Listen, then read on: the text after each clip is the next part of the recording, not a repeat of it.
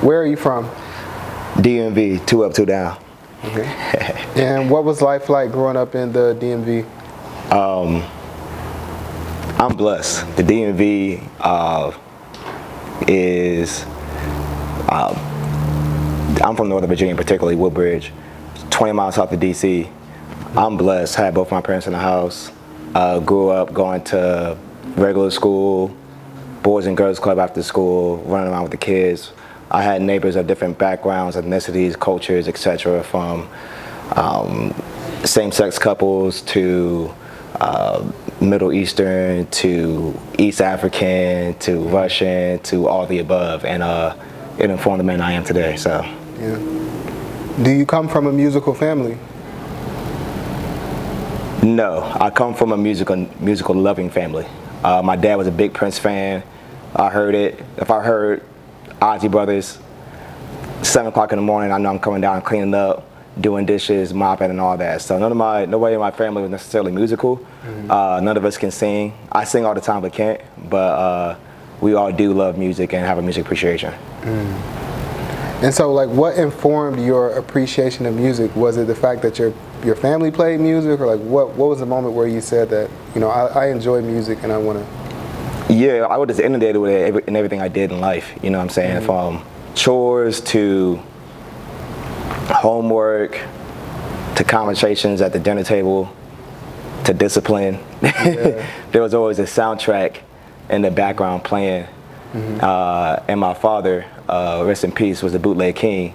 Mm-hmm. So there would be, I remember Saturday mornings just going to the flea market and him just racking up on CDs. Mm. And then when LimeWire came out, we had us a little business going on, burning CDs for the neighborhood. And so, yeah, my music appreciation and love for it came from my early childhood, just being inundated with it in all facets of life. You play an album, and I remember exactly what I was doing at that point in time in my childhood. So your father was a DJ, or he was a mixtape?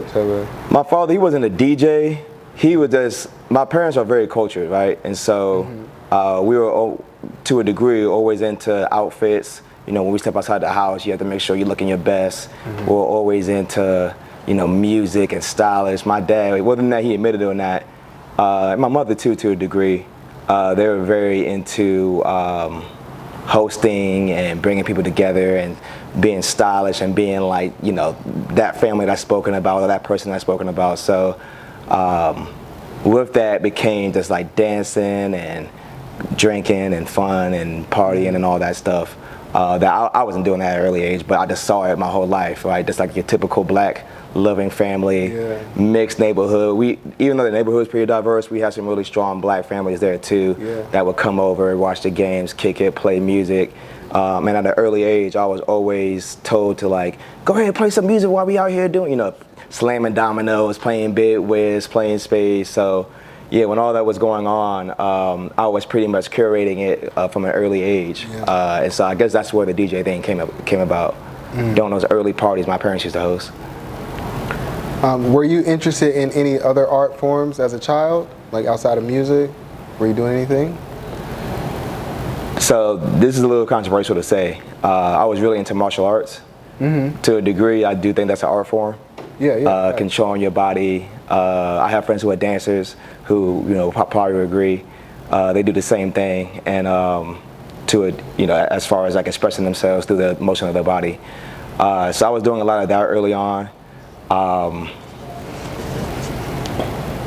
Outside of that, nothing that really sticks out. Outside, it was all music. It was just everything that I did was informed by music, right? I would take pictures of people, but it would be like with me like blasting music in the background and having a good time. So anything that I tried to do was always informed by music playing in the background.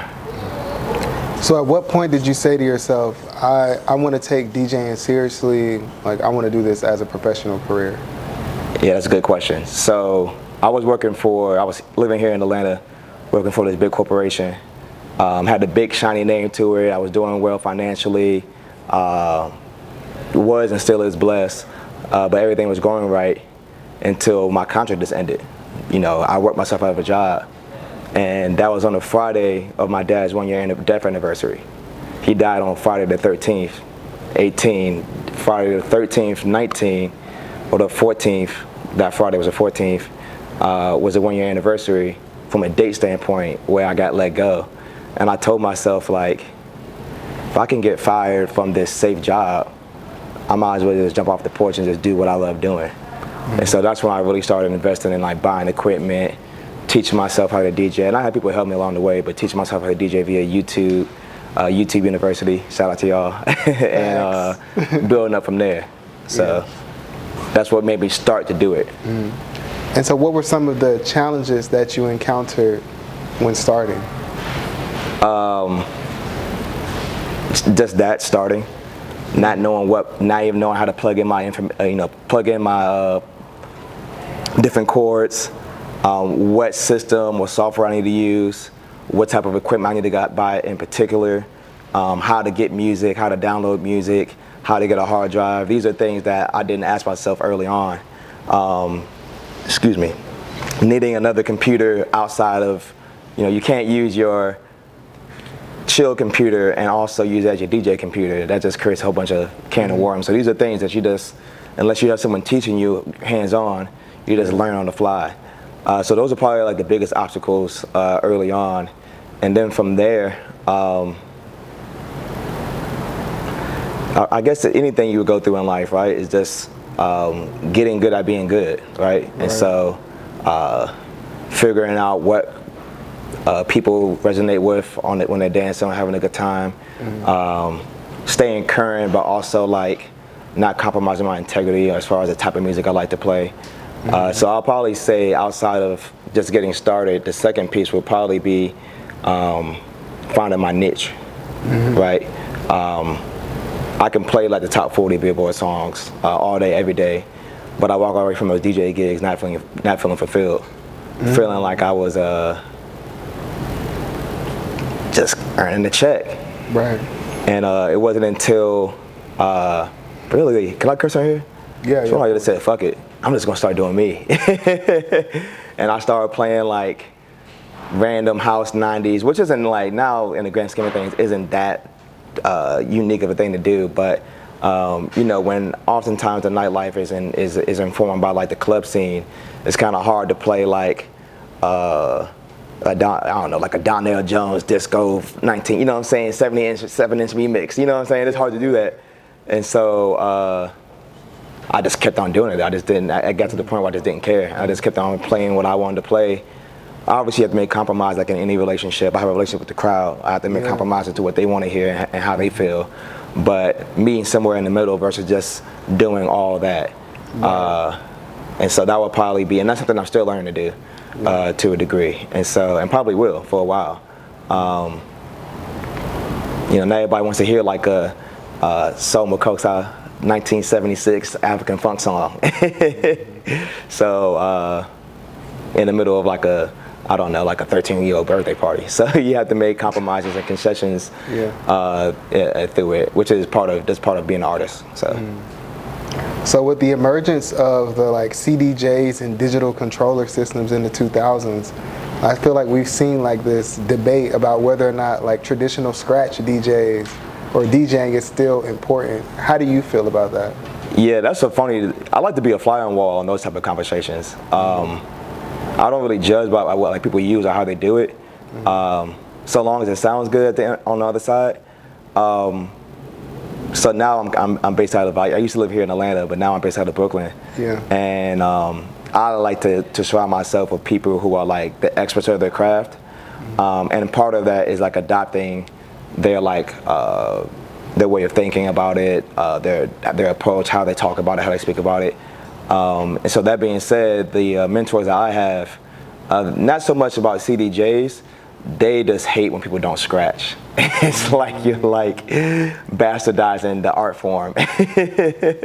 And whereas here in the South, it's more about like blending and mixing, which sounds pretty good too, you know what I'm saying? There's different strokes for different folks.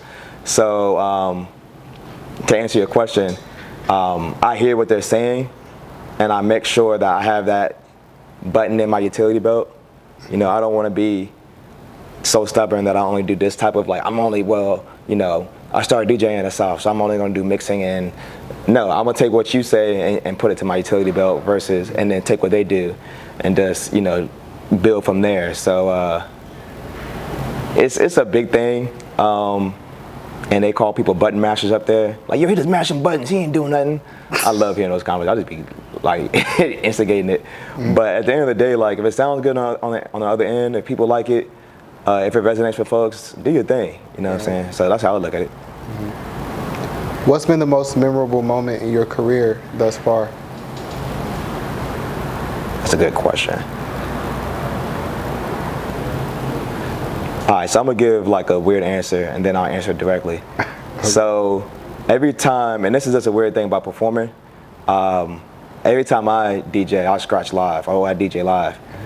I guess the most memorable thing is always the last thing I did, to a degree. And I know that's like a cliche answer, but I always get so anxious before every gig.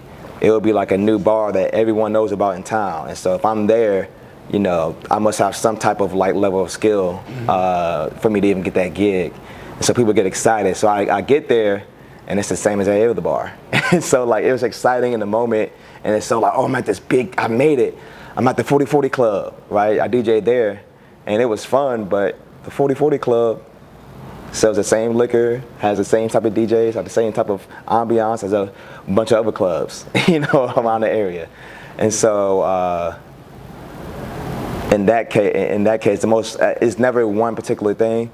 It's always like the last thing, and then one coming up. And then to answer it more specifically, I guess the thing that stuck out to me is that, to a degree, is like not the lesson I learned from this gig in particular was to not run away from God's gifts. And what I mean by that is that for a while, because I wanted to be like the best DJ scratcher in the world, the whole wide world, Craig, I kind of subdued my personality and my flashiness to a degree, and how I get down. And there was one day recently, probably like a few months ago, I just let go. I was playing on a block party in Brooklyn, and I was dancing and doing my own vibe. No one else existed but me and like the people, you know, on the same wavelength. And it was a vibe. And I was like, yo, I'm not about to like, you know, I try to run to this direction, like let me just be the best at this part. And then I realized there's things that I just do by nature that I also have to nurture as well. And so I've learned at that gig to both, you know, make sure like your foundation is set and you're like paying attention to what's going on, but you're also not compromising who you are to a degree. So that's like the last memorable thing that happened at the block party a few weeks ago.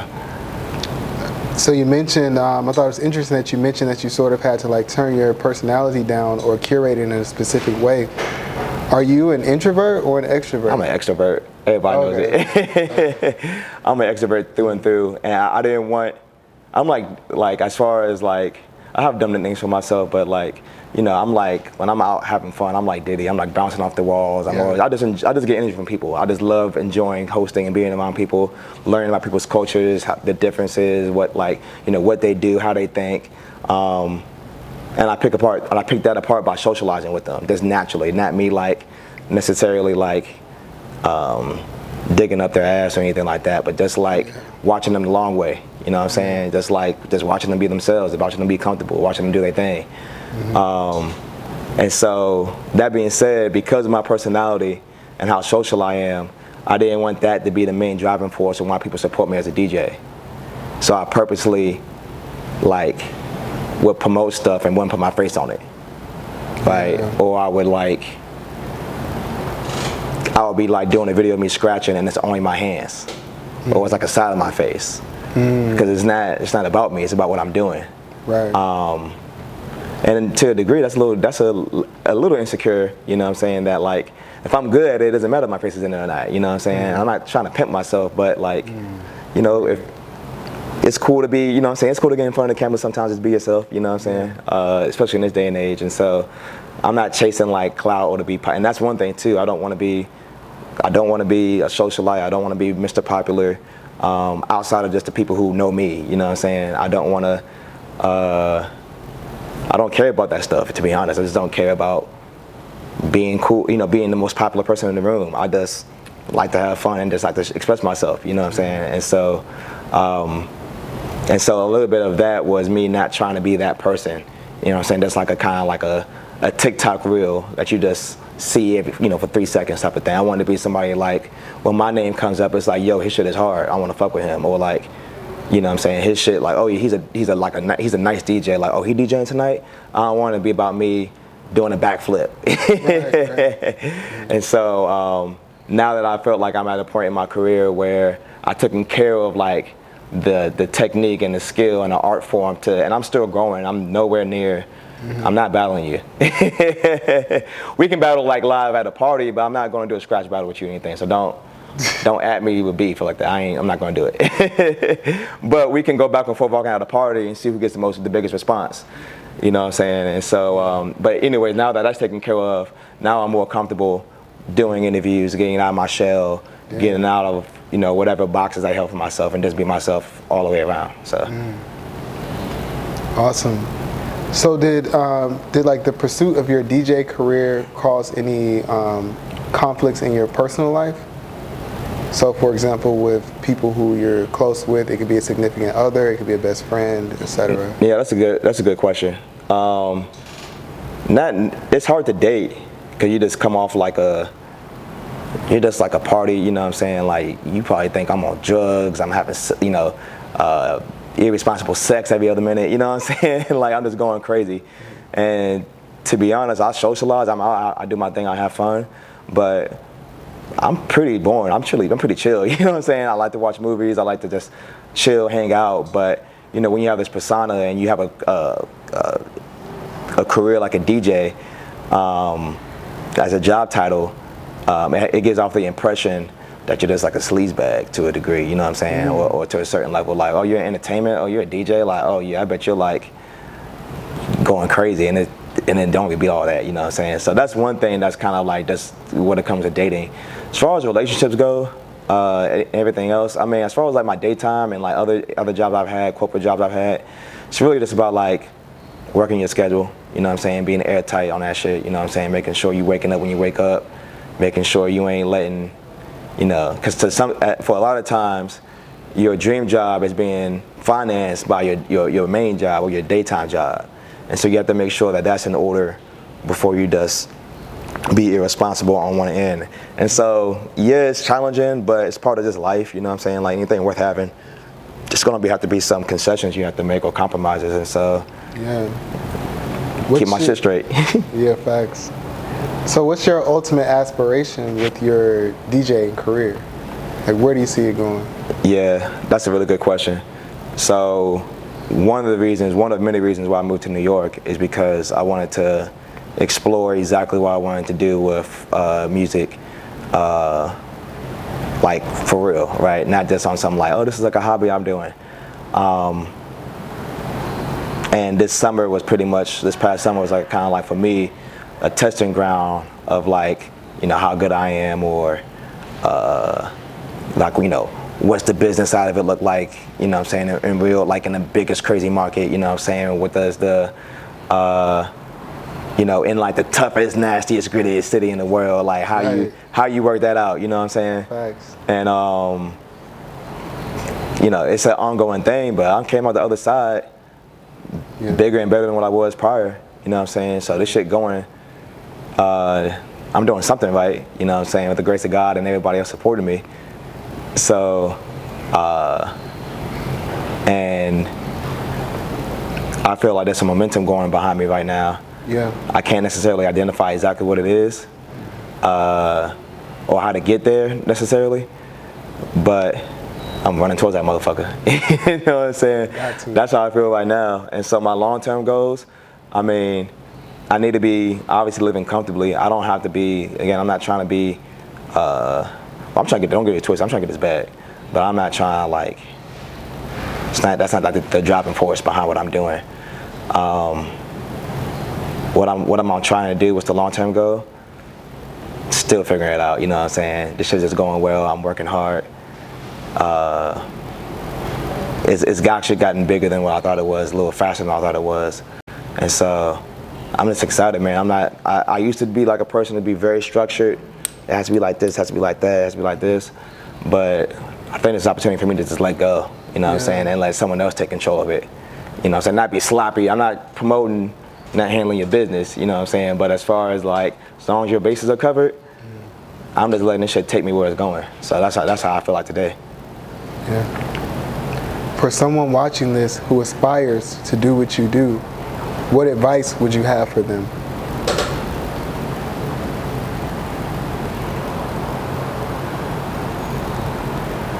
Learn the craft, but don't compromise who and what you are at the same time. Just like DJ plates, how you have like one is like in the current and the other is like in the future. Same thing. Have one foot like on your integrity and the other foot in like what's going on around you. You know what I'm saying? Just be aware of what's going on. Focus on, but make sure whatever you do in that world, you do it from, you know what I'm saying, where you feel comfortable and from an integrity standpoint as far as your art goes. As long as you do that, I think that's what creativity is, letting everything else come in and then like kind of digesting that and making it your own. So just make sure you just don't go all the way over there to where you don't bring yourself a part of it, because you do have something to offer. You know what I'm saying? Whether or not it looks like that, what you're not seeing in it is what you can be in it. And so, but you won't know that until you like stick to who and what you are. So start from there first and then learn everything else. So.